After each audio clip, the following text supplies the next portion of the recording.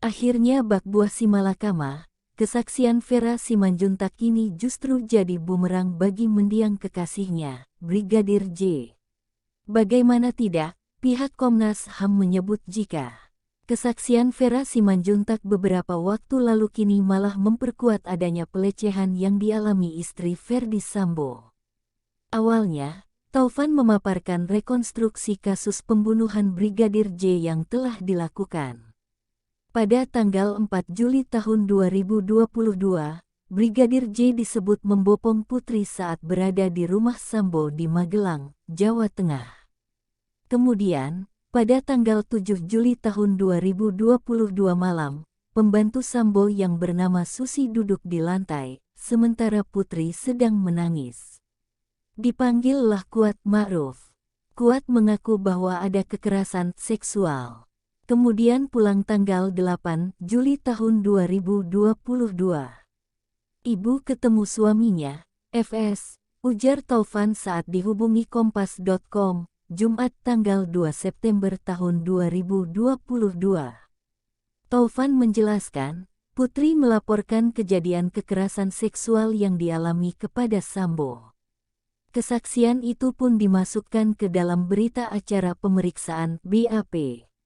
Selanjutnya, Taufan berandai kasus pembunuhan Brigadir J ini sudah berada di tahap persidangan. Dia yakin hakim dan jaksa pasti akan menanyakan alasan Sambo membunuh Brigadir J. Jaksa, hakim, nanya sama Verdi Sambo, kenapa Anda membunuh Yosua? Sambo menjawab, saya marah, Yang Mulia. Jaksa dan hakim bertanya, kenapa kamu marah?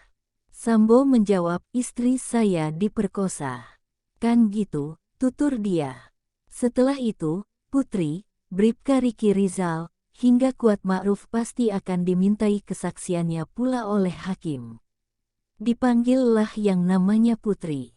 Hakim bertanya, kamu diperkosa? Dijawab, iya. Dipanggil Susi, kamu menyaksikan? Enggak, Pak. Cuma saya lihat ibu nangis-nangis, dia bilang barusan diperkosa. Riki sama kesaksiannya. Kuat sama, kata Taufan. Kemudian, Taufan menyinggung keterangan dari Vera Simanjuntak yang merupakan pacar Brigadir J. Diketahui, Vera pernah mengungkapkan bahwa dirinya dan Brigadir J sempat video call sehari sebelum peristiwa pembunuhan. Saat itu, Brigadir J menangis karena mendapat ancaman pembunuhan dari Kuat Ma'ruf.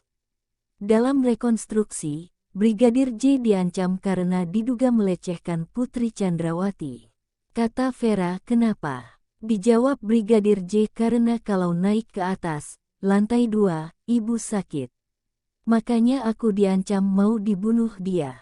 Dalam rekonstruksi kan ada yang dia dikejar-kejar pakai pisau itu. Jadi justru Vera pun akan memperkuat kesaksiannya itu, ucap dia.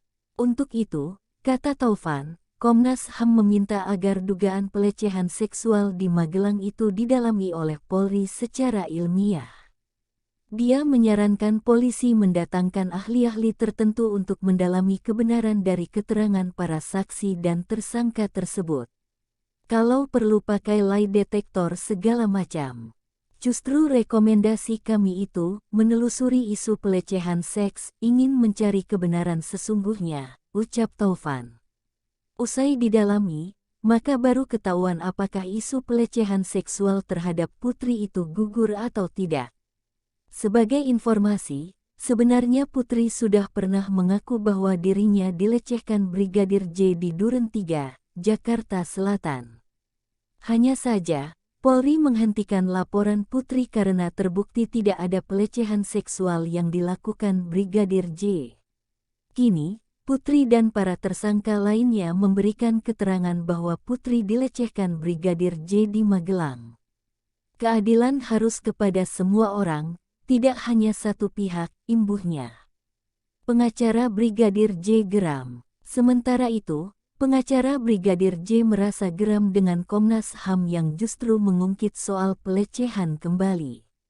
Eka Prasetya, kuasa hukum keluarga Brigadir J, sampai menyebut Komnas HAM terlalu berpihak membela istri Verdi Sambo. Barang itu, kan sudah mati. Pelecehan seksual itu sudah mati. Bahkan Polri sendiri bilangnya peristiwa pelecehan seksual itu tidak ada. Terus kenapa sekarang Komnas HAM mau memunculkan? Itu lagi untuk menciptakan sengkarut, kata Eka, Jumat tanggal 2 September tahun 2022, dilansir kompas.com. Menurut Eka, sebagai institusi yang terhormat dan menjunjung tinggi hak asasi manusia, seharusnya Komnas HAM memikirkan perasaan korban. Pasalnya, dalam kasus ini sudah jelas Brigadir J yang menjadi korban. Ia tewas karena ditembak oleh rekannya, Baradae, atas perintah dari Irjen Verdi Sambo. Maka, ujar Eka, seharusnya Komnas HAM membela Brigadir J sebagai korban, bukan malah membela pelaku. Eka pun merasa heran mengapa Komnas HAM kini justru membela Putri Chandrawati yang tukang bohong. Kok getol banget membelain CPC yang tukang bohong, ucap Eka. Sebutan tukang bohong oleh Eka ini pun bukan tanpa alasan. Menurut Eka, Putri dan pelaku lain sudah mengelabui masyarakat se-Indonesia. Pasalnya, para pelaku sudah merekayasa skenario pembunuhan Brigadir J sebagai peristiwa tembak-menembak. Pelaku yang sudah ngeprank seluruh Indonesia, dan percaya lagi sama itu.